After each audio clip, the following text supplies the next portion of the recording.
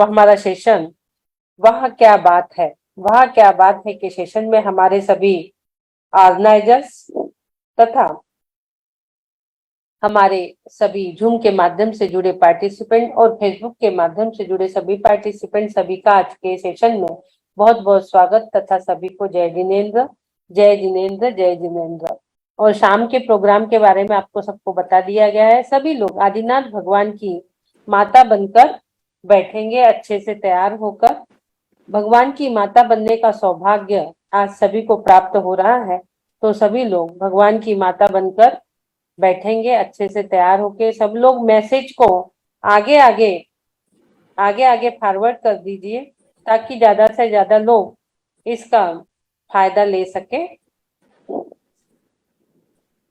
आज और कल और बहुत सारे ऐसे लोगों को भी बुलाया है दीपा जी ने। माता जी कल आएंगे, उसके चारू कीर्ति भट्टारक जी को भी कल यहाँ पर बुलाया हुआ है, मूड भद्री वाले। और बहुत सारे लोगों को, शुल्लक जी, बहुत सारे लोगों को उन्होंने इनवाइट किया है। सबका लाभ हमें मिलने वाला है। तो इस प्रकार से आज का सेशन और कल का सेशन आप लोगों को जरूर से जरूर अटेंड करना है। दीदी माता आज बनना है कि कल? कल है ना हमारी कल है माता का ना? हाँ हाँ कल। हाँ। आज तो आपका सिर्फ वो है ना इंट्रोडक्शन? सुनना है नहीं नहीं, इंट्रोडक्शन नहीं है। स्पीकर्स आएंगे, अलग अलग डॉक्टर आएंगे अलग अलग क्षेत्र पर बोलने के लिए, अलग अलग विषय पर। हाँ, आज सब अलग अलग सब्जेक्ट पे गर्भ संस्कार के बारे में बोलने वाले लोग, गर्भ संस्कार की मुद्राएं वगैरह बताने के लिए अक्षय आगे है। उसके बाद रितु जी है, हमारे डॉक्टर रितु, डाइट चार्ज बताने के लिए। डॉक्टर झावेरी, हाँ, doctor Jhaveri gynaecology. Doctor Nandini Jhaveri जो नित्य ही हमारे सेशन में पूरे ही रहते हैं, गायनोकोलॉजिस्ट है, और उनने पहले भी एक बार सेशन दिया है बहुत सुंदर। तो अभी आप वो फिर सुनोगे इन लोगों को, बहुत अच्छे तरीके से उनका सेशन होता है। और तो एक बिल्कुल नया विषय है दीदी, प्रेग्नेंट लेडी का वास्तु। वो अभी तक किसी ने भी नहीं बताया। एक वो विषय भी हमने लिया है, पूजा मित्तल लेंगी उसको। अच्छा, प्रेग्नेंट लेडी का वास्तु, बहुत कंसीव करने सारी के लिए और जो है उनके लिए बहुत सारी चीजें ऐसी है जो कईयों को पता भी नहीं है। वो बहुत सारी चीजों का आज यहाँ पर पता चलने वाला है। चलिए, बोलिए देवादिदेव आदिनाथ भगवान की जय जय जय। ग्रंथादि राज मोक्ष शास्त्र ग्रंथ की जय जय जय। मोक्ष मार्गस्य नेतारं भेत्तारं कर्म भूभृतां ज्ञातारं विश्वतत्त्वानां वन्दे तद्गुणलब्धये, वन्दे तद्गुणलब्धये। बोलिए आचार्य उमा स्वामी महाराज की जय। आचार्य गुरुवर परम पूज्य 108 विद्यासागर जी महाराज की जय। समस्त साधु संघ की जय। सभी का चातुर्मास आनंद संपन्न हो। सभी साधु संतों की आहारचर्या सानंद संपन्न हो। इसी भाव के साथ हम आगे चलेंगे। हम इतने दूर दूर बैठे, जहाँ जिसको आहार देने की सुविधा नहीं है, कम से कम अनुमोदना तो हम प्रतिदिन कर ही सकते हैं। भोजन के पहले 2-3 चीजें बोलकर कि भाई मेरे साधु का जो आहार है वो निरंतर हो। पूरे जगत में कोई भी व्यक्ति भूखा ना रहे। खाना के पहले हम 2-3 भावना, जब हम भोजन लेते तो भोजन के पहले 2-3 भावनाएं हमें बाधा है। एक तो पहले 9 बार नमोकार मंत्र बोलो। दूसरा कि भाई मेरे साधु की आहारचर्या निरंतर संपन्न हो। तीसरा, इस जगत में, इस संसार में कोई भी शाकाहारी प्राणी भूखा ना रहे। चौथी बात, मैं जो आहार ग्रहण कर रही हूँ ये मेरे वितरागता में काम आए, मेरी वितरागता में वृद्धि हो। इस प्रकार की भावना भाते हुए हमें भोजन स्टार्ट करना चाहिए। इसी भाव के साथ आगे हम जो चल रहे हैं, हमारा पंचम अध्याय, 4 अध्याय में हमने जीव तत्व की चर्चा की थी। 5वें अध्याय में हम अजीव तत्व की चर्चा कर रहे हैं।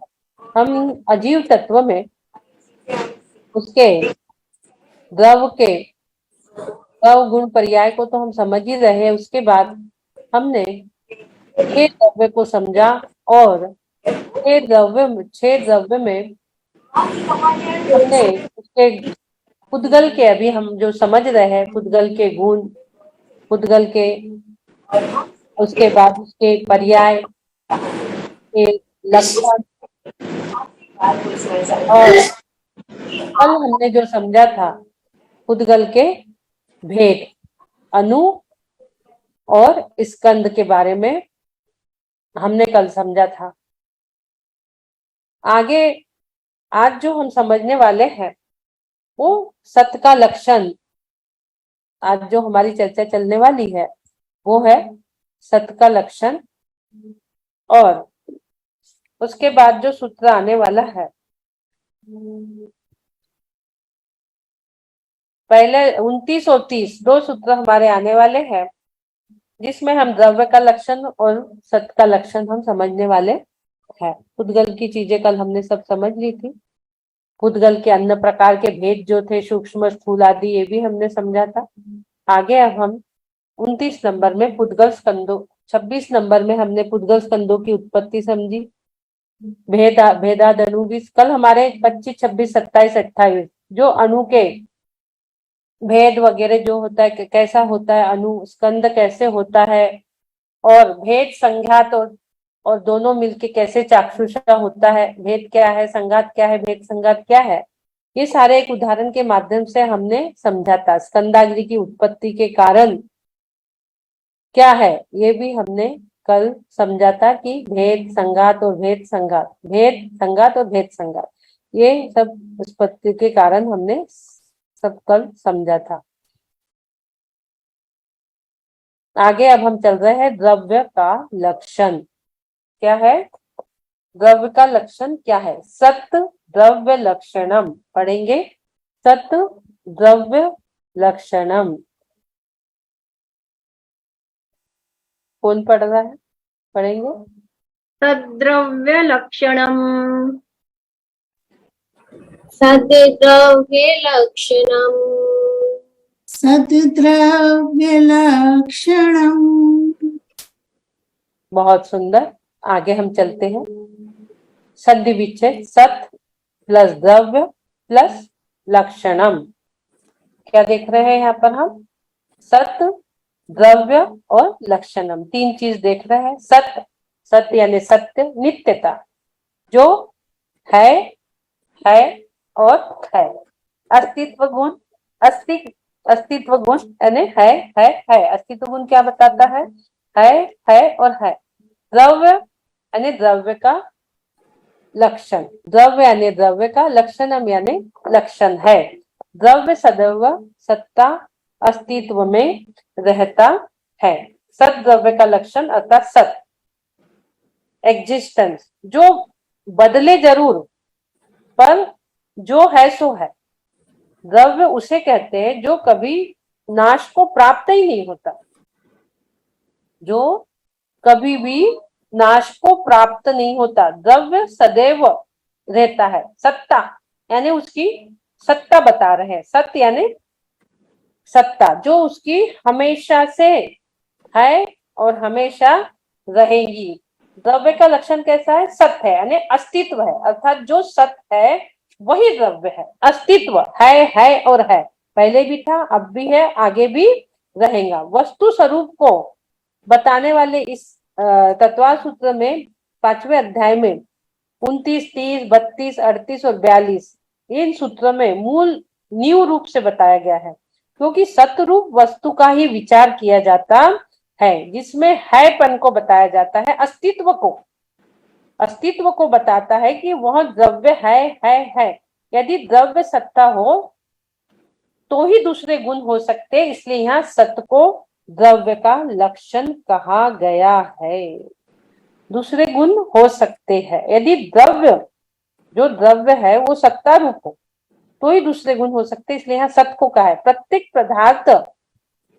प्रत्येक पदार्थ द्रव्य जो है वह अपनी अपनी प्रयोजनभूत अर्थ क्रिया करता है। अर्थ क्रिया बना है वह पदार्थ व्यर्थ ठहरेगा, अर्थात अर्थ क्रिया करने का यानी वस्तुत्व नाम का गुण उसमें है। तो ये वस्तुत्व नाम का गुण जो उसमें है, द्रव में जो द्रवपना कायम है, जो द्रव्यत्व गुण है, ये चीजें मैंने कहा था आपको कि गुण आपको कितने और कैसे, गुण के भेद मैंने पहले छोड़ दिए थे बताना। तो आज मैं उसको आपको समझा देती हूँ, तो आपको थोड़ा सा समझ में आएगा कि ये अस्तित्व चीज क्या है। अस्तित्व शब्द से मुझे ऐसा लग रहा है कि आपको उस चीज को बता देना चाहिए। अस्तित्व यानी है पना को बताता है।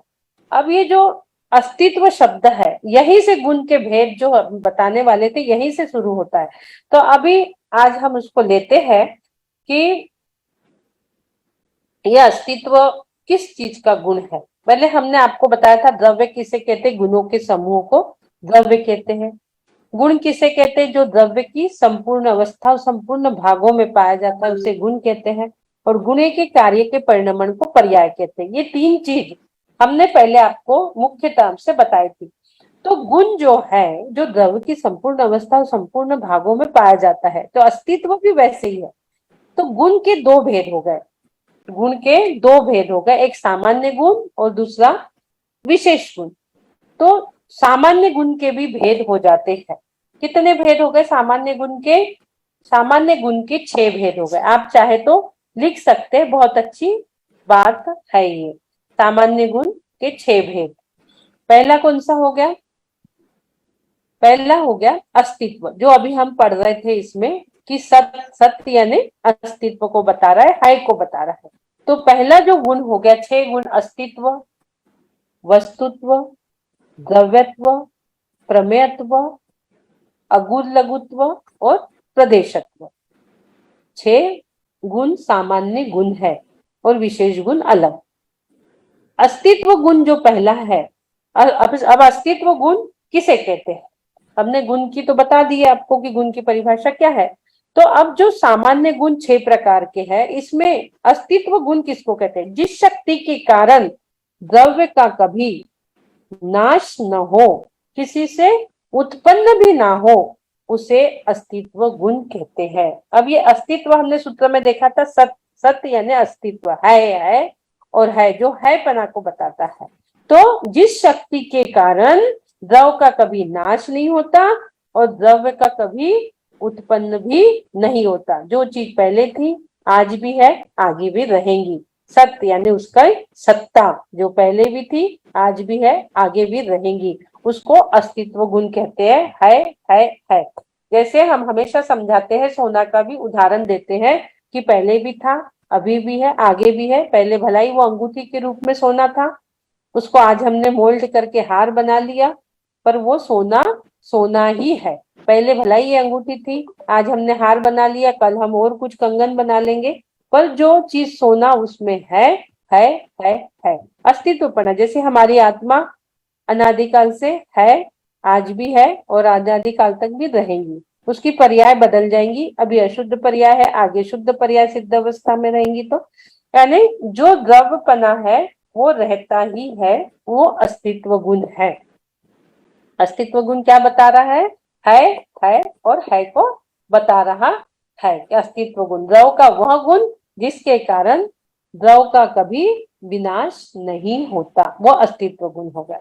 अब हम दूसरा चलते हैं, वस्तुत्व गुण। दूसरा क्या है? अस्तित्व पहला हो गया, मतलब इसको जान इसलिए रहे, इससे लाभ भी बहुत सारे होते हैं। सब द्रव्य अनादि अनंत है, सब द्रव्य अजर अमन है, इस प्रकार के लाभ हमें होते हैं इसको जानने से। कि हमें पता चल गया कि सब द्रव्य अनादि अनंत है, 6 द्रव्य हमने जो जाने हैं वो अजरा अमर है। अब वस्तुत्व गुण। वस्तुत्व गुण किसको कहते हैं?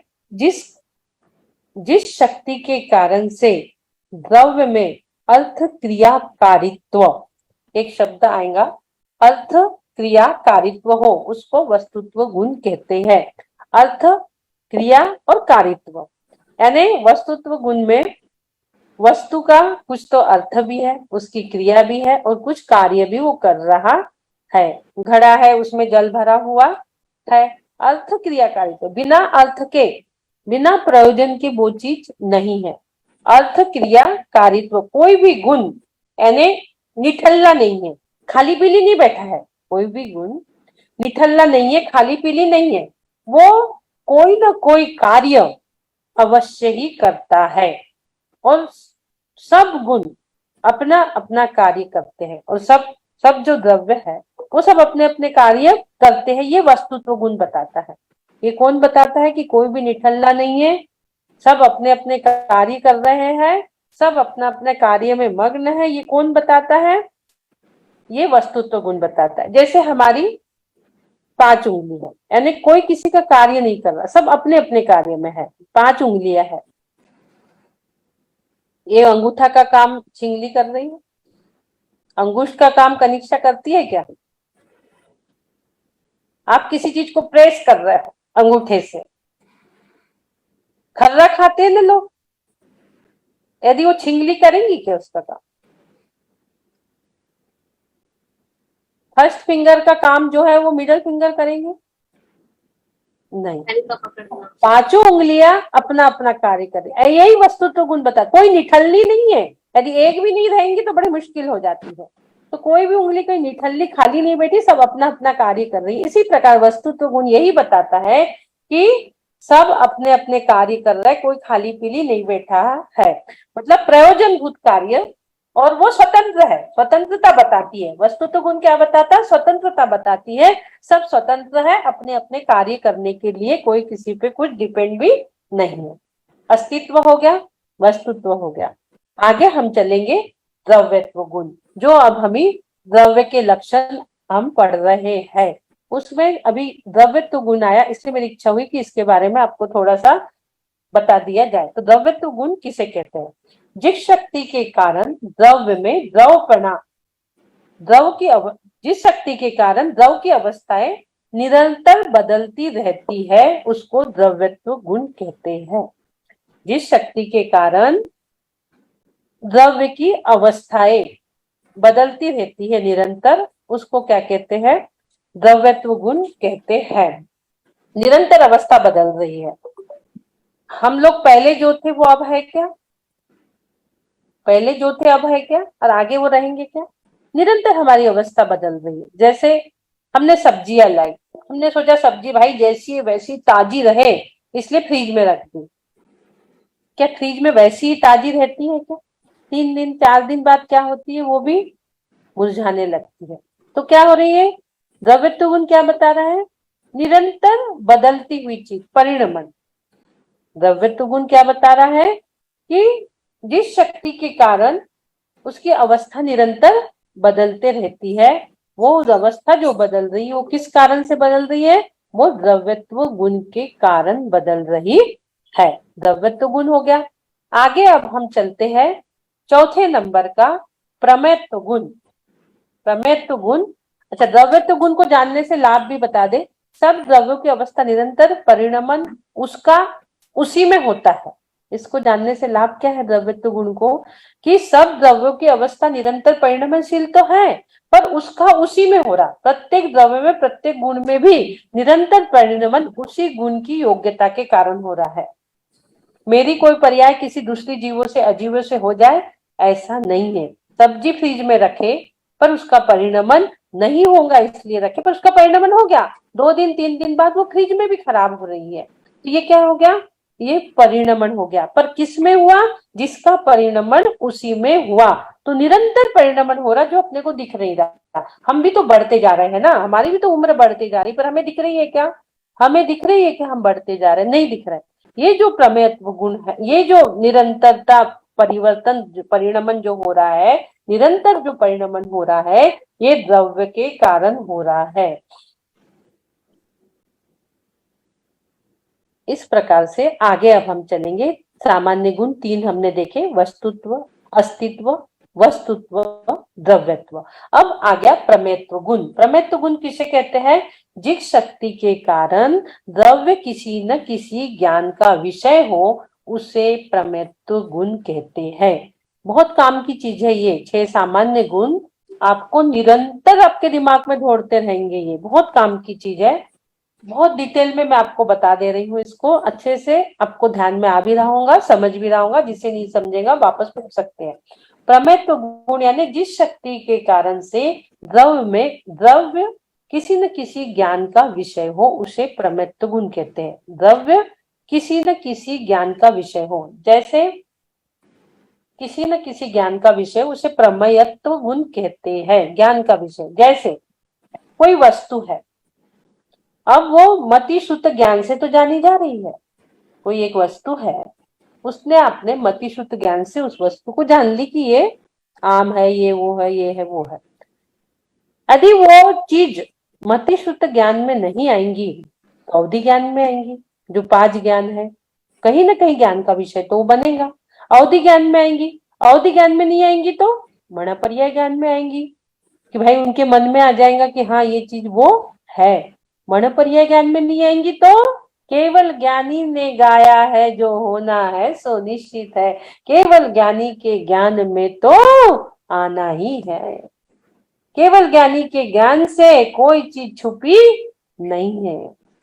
हम लोग क्या सोचते हैं, भाई वो पेन पड़ा है उठा लो, कोई तो नहीं देख रहा, इधर देखे उधर देखे उधर देखे, अरे कोई नहीं देख रहा। हे प्रभु, कोई नहीं देख रहा नहीं, ऊपर सीसीटीवी कैमरा रखे केवली भगवान के पास, पूरा दिख रहा है उनको। केवली भगवान को सब दिख रहा है। कौन देख रहा है इधर उधर, कोई नहीं देख रहा। कौन पेन उठा रहा, कौन पर्स उठा रहा, कौन पैसे उठा रहा, कौन किसकी क्या चीज चोर रहा है, कौन निकाल रहा है, कौन पड़ी हुई वस्तु को उठा रहा है। सारी चीजें केवल ज्ञानी भगवान के ज्ञान में आ रही है, और उसका हमें फल भुगतना ही पड़ेगा। आज नहीं तो कल, इस भव में ना सही भव भव में मिलता है, और अपने अपने कर्मों का फल सबको मिलता है। इस भव में नहीं मिलेगा, अगले भव में, लेकिन भोगना तो पड़ेगा। एक एक परिणाम, एक एक विचार, आपकी 2 विचारधारा चल रही है, सबका लेखा जोखा आपको देना तो पड़ेगा। इस भाव में नहीं तो अगले भाव में। जब तक एक एक परिणाम का, एक एक आपके विचारों का, एक एक करण का लेखा जोखा नहीं होगा, तब तक आपको मोक्ष की प्राप्ति हो नहीं सकती।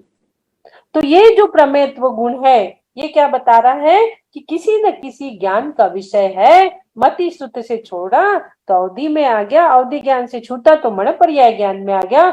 मणपर्याय, क्योंकि मणपर्याय ज्ञान से तो जान नहीं सकते उनके मन में क्या चल रहा है, और मणपर्याय ज्ञान में भी वो छूट गया तो केवली भगवान के ज्ञान में, केवल ज्ञान में तो वो आ ही रहा है।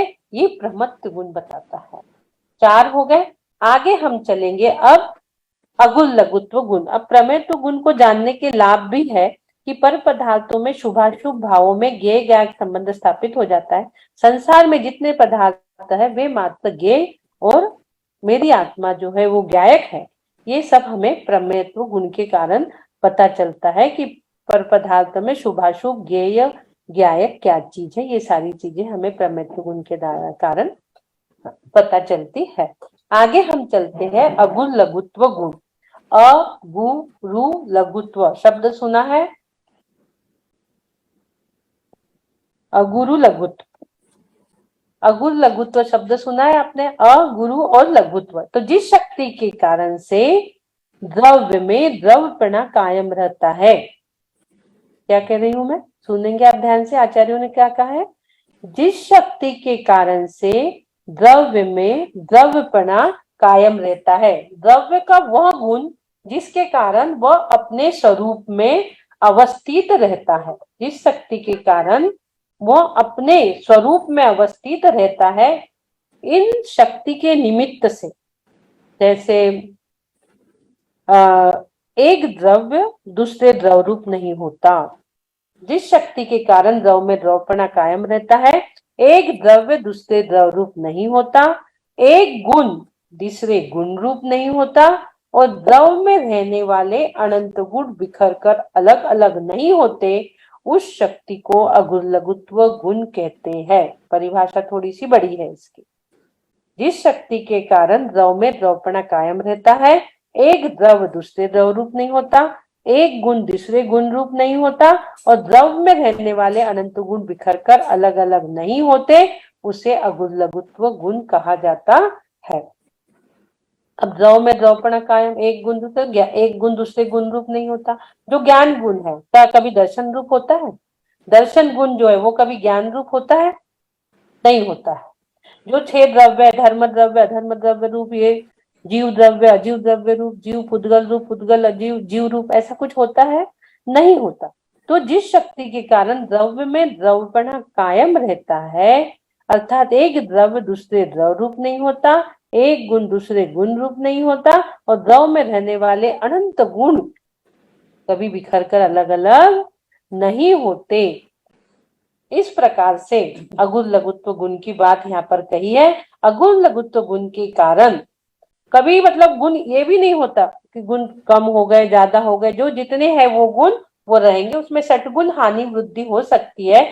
जैसे पुण्य है जो कभी मतलब पुण्य जो है घटता बढ़ता रहता है। पुण्य आज आपका 100% है, कल 200 300 400 500% आपका पुण्य हो सकता है, घट सकता है पुण्य, लेकिन जो उसके गुण है वो गुण उसमें रहेंगे रहेंगे रहेंगे, और वो कभी बिखर कर अलग अलग नहीं होंगे। पुण्य हमारे कम ज्यादा हो सकता है, पाप की अवस्थाएं कम ज्यादा हो सकती है, पर गुण नहीं हो सकते। जो अनंत गुण है वो उसमें रहेंगे और वो कभी बिखर कर अलग अलग नहीं होंगे। ये अगुण लघुत्व गुण। अब हम चल रहे प्रदेशत्व गुण की ओर। प्रदेशत्व गुण क्या बता है? जिस शक्ति के कारण से द्रव्य का कोई न कोई आकार अवश्य रहता है, आकार को बताता है। क्या बताता है प्रदेशत्व गुण? कोई न कोई आकार उसका अवश्य ही रहता है। द्रव्य का वह गुण जिसके निमित्त से द्रव्य का कोई न कोई आकार अवश्य ही रहता है। जैसे सिद्ध भगवान का भी आकार है। जिस शरीर से जिस काया से गए, वो 500 धनुष की काया से गए, तो किंचित न्यून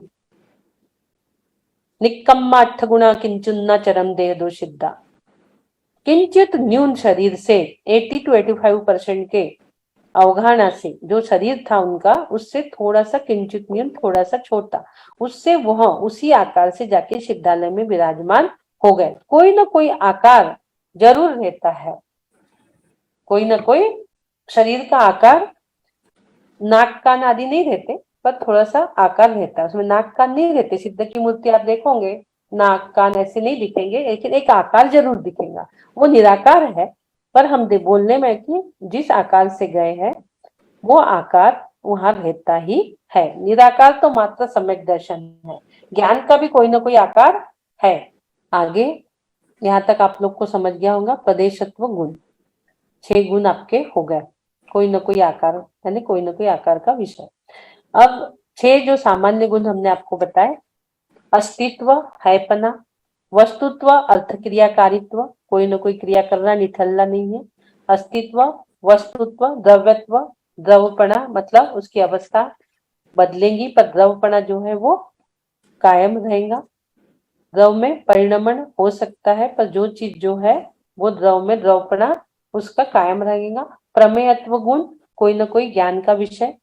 अगुण लघुत्व गुण द्रव में जो एक द्रव दूसरे द्रव रूप नहीं होगा, एक गुण दूसरे गुण रूप नहीं होगा, और द्रव में रहने वाले अनंत गुण बिखर कर अलग अलग नहीं होंगे।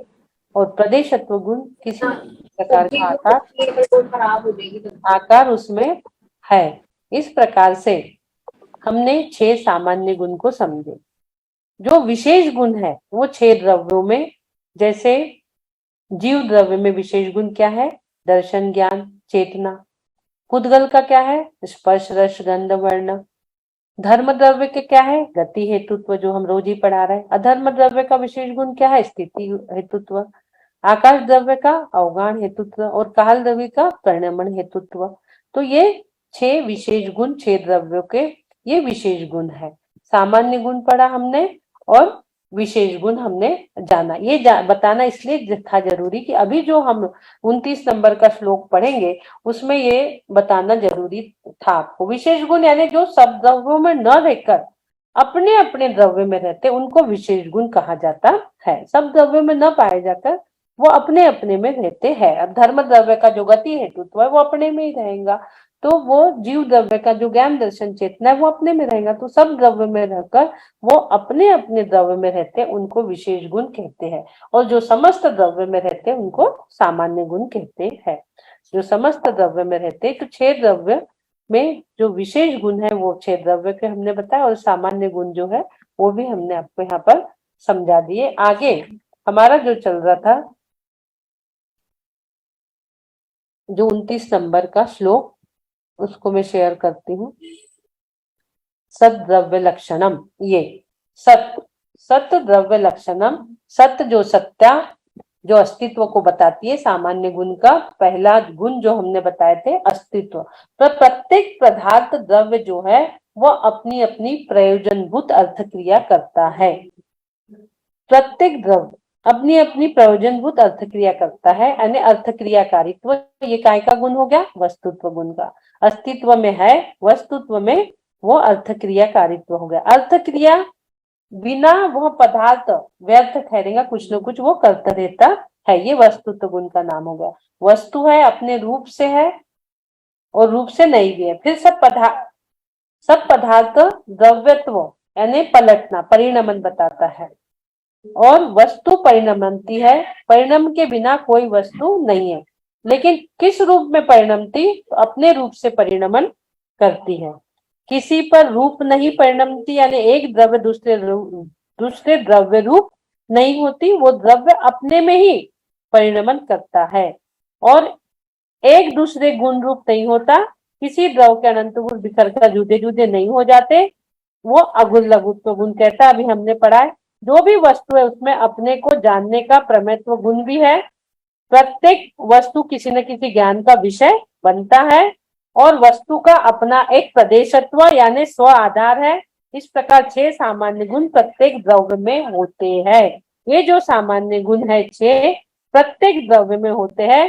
द्रव्य अनेक है, उनकी विविधता भी सकारण है, सत रूप है, सब एक है, इसलिए सत यह लक्षण सब द्रव्यों में घट जाता है। सत यानी सत्ता, ये इतनी बात आप ध्यान रखिए कि सत यानी क्या?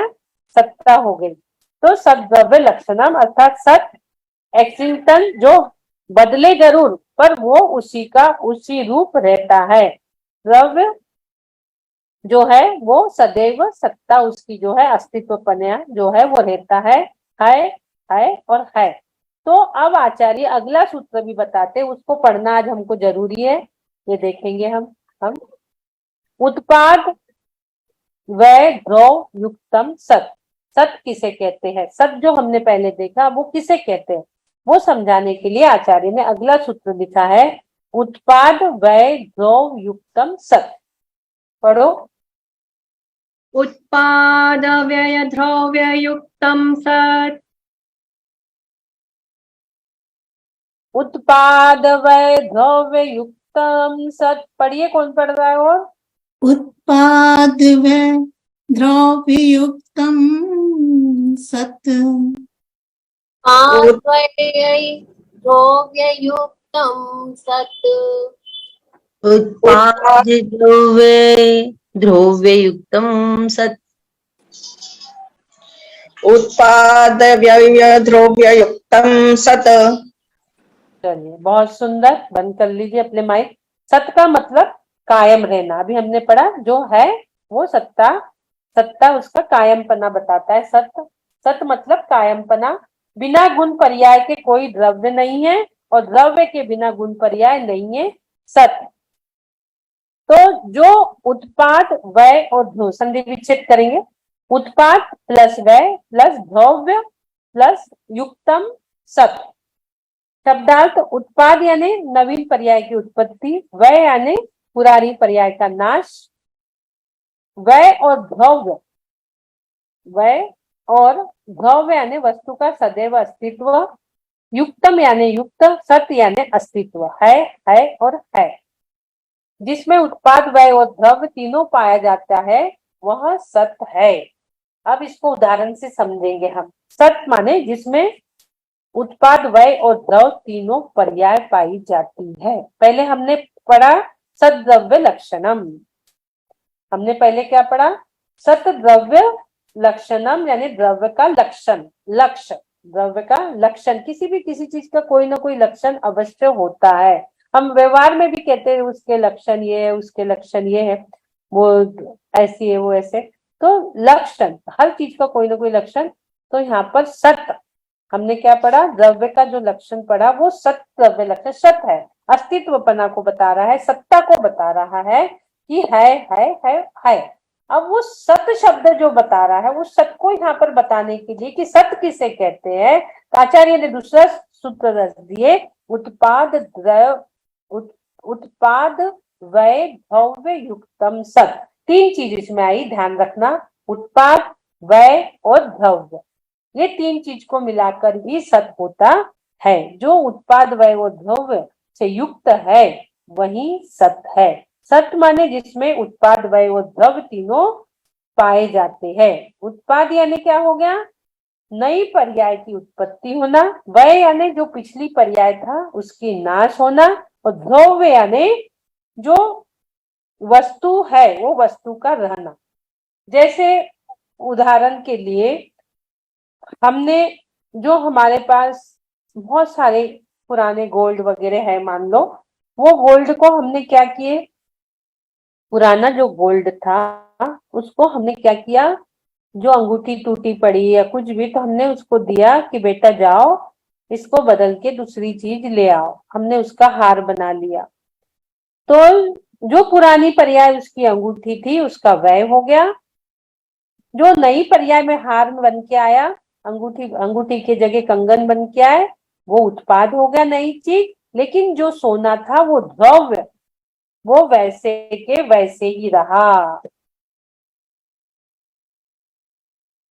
तो अपनी जाति का त्याग किए बिना नवीन पर्याय की प्राप्ति को उत्पाद कहते हैं। नवीन पर्याय की प्राप्ति पर उसका जो जाति विशेष है वो ही रहेगा, सोना सोना ही रहेगा। मिट्टी का पिंड है, मिट्टी पड़ी है, उसको क्या करा कुमार ने, घड़ा बना लिया, लेकिन घड़े में भी मिट्टी तो है ही ना, वो फूट के कवेलू बन गए, पर मिट्टी तो वो है ही, तो वो ही सत्य है जिसका कभी नाश नहीं हो रहा है, जिसका कभी विनाश नहीं हो रहा है, मात्र परिणमन हो रहा है। वो जो था पहले मिट्टी का पिंड, वो घट पर्याय में यानी नवीन पर्याय में वो प्राप्त हो गया, पूर्व पर्याय का उसमें व्यय हो गया। घट पर्याय उत्पन्न होने पर पिंड पर्याय का क्या हो गया, जो मिट्टी का पिंड था उसका व्यय हो गया यानी विनाश हो गया, तथा पूर्व पर्याय का नाश और नई पर्याय का उत्पाद होने पर भी अपने अनादि स्वभाव को न छोड़ना, वही द्रव्य है। ध्रुव से द्रव्य बना है, ध्रुव यानी ध्रुव जो क्षय को बता रहा है, मतलब उसकी पर्याय तो नष्ट हो रही है पर जो ध्रुवपना है वो रह रहा है। घट पर्याय से उत्पन्न होने पर भी मिट्टी द्रव्य रूप में कायम रहती है। प्रत्येक द्रव्य में ये तीनों धर्म एक साथ पाए जाते हैं। प्रत्येक द्रव्य में उत्पाद, व्यय और द्रव्य, क्योंकि नई पर्याय का उत्पन्न होना ही पहली पर्याय का। हम में ज्ञान है, पहले जो ज्ञान था, अब जो ज्ञान है और बाद में जो ज्ञान रहेगा, तीनों में फर्क है ना, तीनों में फर्क है पर ज्ञान तो है। जैसे हम मनुष्य है, पहले हम कहाँ थे, स्वर्ग में थे, पहली हमारी पर्याय, अब हम मनुष्य में है, आगे हम मोक्ष जाएंगे। मतलब आत्मा जो है सो है, बाद में सिद्ध बनेंगी, सिद्धालय में जाके विराजमान हो गएंगी, शुद्ध अवस्था में वो विराजमान होंगी। तो वहां भी पर्याय है, परिणमन हो रहा है, पर कैसा हो रहा है, सिद्ध भगवान का निरंतर परिणमन हो रहा है, पर वो शुद्ध पर्याय में परिणमन हो रहा है। तो पहली पर्याय का नाश होना, नई पर्याय का उत्पाद होना, उत्पाद होने पर भी द्रव्य वही रहना, उसका व्यय होने पर भी द्रव्य वही रहता है, वो ही सत्य है। ब्रह्म पदार्थ को केवल द्रव्य नित्य बौद्ध सत्य मात्र, क्षणिक उत्पाद व्यय सहित अनित्य सांख्य चेतन का मात्र नित्य, जो नित्य रहता है। क्या है, जो नित्य रहता है वही, मतलब उत्पाद और व्यय जो हो गए, ये दोनों तो क्षण क्षयी हो गए, उत्पाद और व्यय दोनों क्षण क्षयी हो गए, विनाशिक हो गए, क्षण क्षयी यानी विनाशिक हो गए। पर ध्रुव जो है वो स्थिरता का द्योतक है, जो द्रव्य है वो कैसा है, स्थिरता का द्योतक है। अतः उत्पाद और व्यय पर्याय है, द्रव्य क्या हो गया, गुण हो गया, द्रव्य क्या हो गया, गुण हो गया, उत्पाद और व्यय क्या हो गई, उसकी पर्याय हो गई।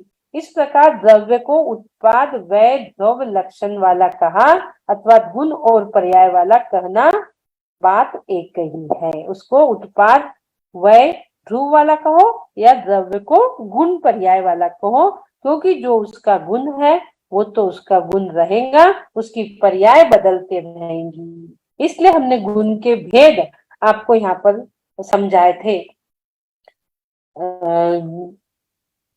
एक और ऐसे उदाहरण आता है कि 3 व्यक्ति मिलकर कहाँ गए? बाजार गए।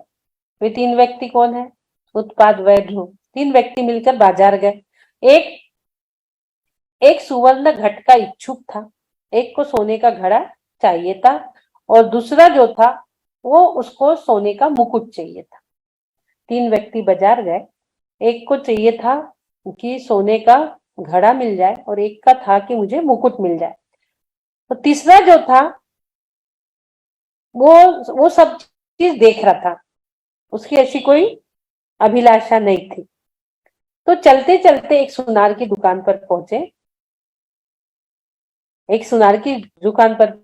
इतने में वो देखे कि वो सुनार क्या कर रहा था, सोने को घट को तोड़ रहा था। वो क्या कर रहा था? सोने का जो घड़ा था, घट जो था, उसको तोड़कर वो मुकुट बना रहा था। जिस व्यक्ति को सोने के घट की कामना थी, जिसको लग रहा था मुझे सोने का घट चाहिए, तो वह व्यक्ति उस सोने के घट को टूटता हुआ देखकर क्या करा? शोक में डूब गया कि अरे सोने का घड़ा टूट रहा है तो मुझे चाहिए था। वो शोक में डूब गया। और जिसको मुकुट चाहिए था, जिसको मुकुट की इच्छा थी, उसे मुकुट बनता हुआ देखकर क्या हो गई? खुशी हो गई कि प्रमोद भाव जागृत हो गया। कि मुकुट बन रहा है। और जो केवल सोने का इच्छुक था, जो तीसरा व्यक्ति था, वो सब में राजी था, वो सिर्फ सोने का इच्छुक था कि सोना चाहिए। तो उसको घट टूट रहा था देखकर विषाद नहीं हुआ, मुकुट बन रहा था देखकर प्रमोद भी उत्पन्न नहीं हुआ, यानी न विषाद हुआ न हर्ष हुआ। उसको तो समझ में आ रहा था कि सोना चाहिए, तो सोना तो है। तो प्रत्युत दोनों अवस्था में वो कैसा रहा? मध्यस्थ भाव रहा उसका। टूट रहा तो भी उसको कुछ फर्क नहीं पड़ा, और मुकुट बन रहा तो भी उसको कुछ फर्क नहीं पड़ा। वो तो जानता था कि ये सोना ही है। इस प्रकार इन व्यक्तियों में जो एक ही क्षण में 3 चीज उत्पन्न हो गई, एक ही क्षण में शोक भी हुआ, प्रमोद भी हुआ और मध्यस्थ भाव भी हुआ। तो ये तीनों चीज, इसका कारण एक ही है, काल में वस्तु का त्रयात्मक अर्थात उत्पाद व ध्रुवात्मक होना। एक ही समय में तीनों चीज घटी, तो ये तीनों चीज एक साथ घटती है। ये उदाहरण बताने का मतलब था कि तीनों व्यक्ति जो बाजार गए थे, चीज वो एक ही थी, पर उसमें 3 क्रिया हो रही थी। घट टूट रहा था, मुकुट बन रहा था, और जो सोना था वो एज इट इज रह रहा था। जो जैसा है वैसा वो सोना एज इट इज था, सिर्फ उसका परिणमन हो रहा था कि पहली पर्याय का वह, दूसरी पर्याय का उत्पाद, और जो सोना था वो वैसे के वैसे ध्रुवात्मक ही था। तो एक ही साथ तीनों चीज घटती है, त्रयात्मक होती है तीनों। वास्तव में यह उत्पाद व ध्रुवात्मक वस्तु स्वरूप जब ध्यान में आता है तो अनेकांत वस्तु को समझने में दृष्टि बदल जाती है। हमारा जैन धर्म एकांतवाद नहीं है, अनेकांतवाद है। जैसे एक और अपन उदाहरण, टाइम थोड़ा सा हो गया, जैसे 1000 वर्ष पहले आचार्य विद्यानंद स्वामी, जो जैन दीक्षा से पहले मतलब वेदांत के दिग्गज विद्वान थे। मंदिर के पास उनका घर था। मंदिर के सामने घर रहने के बाद भी उन्हें जैन धर्म से या मंदिर या धर्म से चिढ़ थी। बहुत बड़े ज्ञाता भी थे, फिर भी चिढ़ थी। तो मंदिर से जब भी निकलते पीट करके निकलते। एक दिन वहां पर मुनिराज आए, उनके 500 शिष्य भी थे। तो वो सिर्फ एकल बात वो करते थे, एकांतवाद। सिद्ध अनेकांतवाद वो मानते नहीं थे।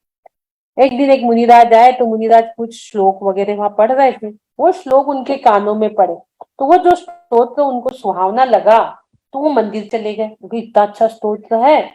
उसको घमंड भी बहुत था उसको कि मेरे पास से सुनते और मैं वेदांत का जानने वाला दिग्गज हूँ। घमंड भी बहुत था उसको। तो वह मुनिराज के पास गया और उसने इच्छा प्रकट की कि महाराज अभी आप क्या पढ़ रहे थे, फिर से पढ़िए। उन्होंने पढ़ के सुनाया तो उसकी और इच्छा हुई जानने की। महाराज इसका अर्थ बताइए, महाराज इसका अर्थ बताइए। तो महाराज ने कहा कि अर्थ तो मेरे को नहीं पता, मैं कोशिश कर रहा हूँ। ये बात सुना और उसका माथा फिर गया कि इतने बड़े मुनि महाराज और अपनी कमी को बता रहे कि इसका अर्थ मुझे ठीक से नहीं पता। बार बार वो उनसे बोल रहा है और वो बार बार यही कह रहे हैं, निवेदन किया महाराज से कि फिर सुनाओ, उस अर्थ पर विचार करते रहे। फिर वो उस अर्थ पर विचार करते रहे, पर उसके माइंड में ये बात बैठ गई कि इतने बड़े साधु और अपने कमी को बता रहे हैं कि मुझे इसका अर्थ नहीं पता। फिर वो अपने अर्थ पे विचार करते रहे। तो वो बात जो उसके दिमाग में बैठी, तो उसका जो एकांतवाद था वो बदल गया उसका। तो अब उसको समझ में आ गया कि भगवान मैं आपको नमस्कार क्यों करूं, आपको जिनको देवेंद्र नमस्कार करते हैं, मैं इसलिए वो मंदिर नहीं जाता था, मैं इसलिए आपको नमस्कार करूं कि देवेंद्र करते थे। आपका समो शरण है, आपके परम औदारिक शरीर है, आपकी इतनी विभूति है, ये सब तो इंद्रजलिया भी कर सकते हैं। मैं तो इस कारण आपको सर झुका रहा हूं भगवान कि आप निर्दोष है, आप में अनंत ज्ञानादि गुण प्रकट है, इसलिए मैं आपके सामने सर झुका रहा हूं। अनेकांत ही सत्य है। उसको जो भ्रम था एकांतवाद का, मतलब कोई भी वस्तु आस्ति नास्ति से होती है भी और नहीं भी है, इसलिए मैं उनको नमस्कार करूंगा। ये बात उसके ध्यान में आ गई और वह मंदिर जाने लगा और सब जगह वो उसने अनेकांत ही सत्य है यह भासने लगा। अब रात्रि में भी वो चिंतन सब चीजों का करने लगा और उसको उसका समाधान उसको मिल जाता। जो भी उसके क्वेश्चन आए उसको सोने में सपने में, तो उसने देखा कि उसका आंसर मंदिर में पीछे लिखा हुआ है। फिर वो मंदिर गया, पीछे देखता है वेदी पे, तो उसको उसके क्वेश्चन का आंसर मिल जाता है कि अनेकांत ही सत्य है। सत्य का उसको भान हो गया, सत्य क्या चीज है इसका उसको भान हो गया। जिसको धर्म में शंका रहे विवाद कर ले, पर जो सत्य है वो सत्य ही रहेगा, ये चीज उसको समझ में आ गई। तो आज हमने भी सत्य को समझा। उत्पाद वैधो युक्तम सत, पहले भी हमने इसको कई बार बताया है। द्रव का लक्षण और सत्य किसे कहते हैं। द्रव का लक्षण हमने 29 नंबर की गाथा में द्रव का लक्षण पढ़ा, सद्द्रव्य लक्षणम। और फिर सत्य क्या है उसके लिए हमने पढ़ा उत्पाद वैधो युक्तम सत। इस प्रकार से आज हमने सत्य को समझा। बोलिए जिनवानी माता की जय। निज निधि निज में बताई यह अनंत उपकार है, इसीलिए जिनवानी माँ को वंदना सत बार है। इसलिए जिनवानी माँ को वंदना सत बार है। बोलिए द्वादशांग जिनवानी माता की जय जय जय। सभी को जय जिनेन्द्र, सबको क्षमा, सत्य क्षमा, उत्तम क्षमा। रात का प्रोग्राम सब लोग अवश्य ही पधारे। सबको इनविटेशन दिया गया है, कार्ड भी दिए गए हैं, सबको अवश्य ही पधारे। प्रतिक्रमण जैमिन दीदी चरण स्पर्श बहुत अच्छा था। शाम का प्रोग्राम दीदी 6:30 बजे से शुरू हो जाएगा दीप प्रज्वलन के साथ में। मंगलाचरण के लिए भी देखो इसी आईडी को ध्यान रखेंगे, इसी आईडी पे शाम को 6-6:30 बजे, लेकिन आपको 10-15 मिनट पहले ही जुड़ना है। सवा आईडी 6 बजे स्टार्ट हो जाएंगी और आपको 15 मिनट पहले ही जुड़ना है, क्योंकि ठीक 6 यानी 6 बजे प्रोग्राम स्टार्ट हो जाएगा। ठीक 6:30 बजे कोई जुड़े ना जुड़े किसी का वेट नहीं करेंगे हम, क्योंकि प्रोग्राम लंबा है। तो हमें ठीक समय का ध्यान अवश्य ही रखना है। 6:30 बजे नमो ओरियंतानम शुरू हो जाएगा, ठीक है। तो सभी लोग अवश्य ही 6:30 बजे बढ़िया आदिनाथ की माता बनना है कल, पर आज से ही उसका प्रोग्राम शुरू कर दो। आज भी अच्छे से तैयार होके बैठो, कल भी अच्छे से तैयार होके बैठो। सुबह तो हम बैठ जाते हैं ऐसे ही, अब सजने संवरने का मौका भी दिया। अपने निकालो सब गहने पुराने और पहनो जो रखे हैं। शादी का सीजन खत्म हो गया, अब कब पहने। पर्यूषण में तो पहन नहीं सकते, सज धज के जाना ही नहीं है आजकल मंदिर में, तो अभी पहन लो। माता बनना है तो आज भी उसका प्रयोग कर लो और कल भी उसका उपयोग कर लो, ठीक है। चलिए, कौन कर रहा है भाई प्रतिक्रमण? प्रतिक्रमण के लिए कौन आ रहा है? अलका गंगवाल जी को ही वापस बुलाते हैं, बहुत अच्छा बोलती हैं। अनम्यूट कर रही हूँ आपको दीदी। क्या आंटी हाँ? आप अपने आप को अनम्यूट कीजिए। अलका आंटी अनम्यूट कीजिए। हाँ जी, किया। प्रतिक्रमण कीजिए।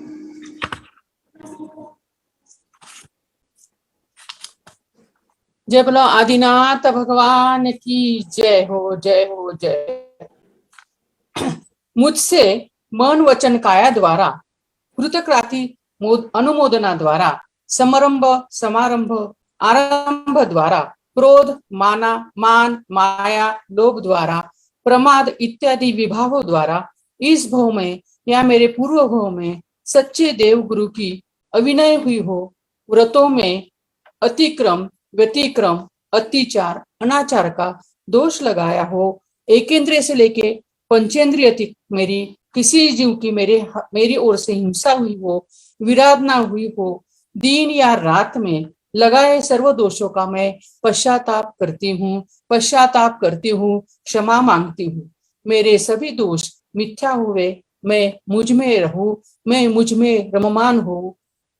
मेरे कोई भी कार्यों के कारण जिन जीवों का मैंने दुख पहुंचाया हुआ, मन दुखा हुआ उन सभी जीवों से मैं क्षमा मांगती हूँ एवं उनसे प्रार्थना करती हूँ कि वे मुझे क्षमा करे।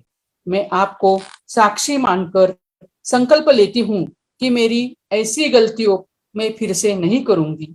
मैंने बहुत से अच्छे कार्य भी किए हैं, जैसे नित्य देव दर्शन करना, नित्य पूजन पाठ करना, तीर्थ वंदना करना, पंच कल्याणों में जाना, शिविरों में जाना, औषधि दान, आहार दान इत्यादि विद्या दान आदि में अच्छे कार्य मैं हमेशा भविष्य में करते रहूंगी।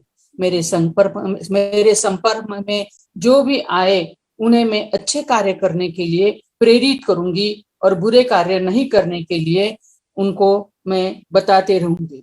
हे भगवान, मुझे इतनी शक्ति दो कि मैं आध्यात्मिक रूप से, शारीरिक रूप से, मानसिक रूप से तथा जितना जरूरी है उतने आर्थिक रूप से मैं स्वस्थ रहूं तथा मोक्ष मार्ग में प्रशस्त रहूं।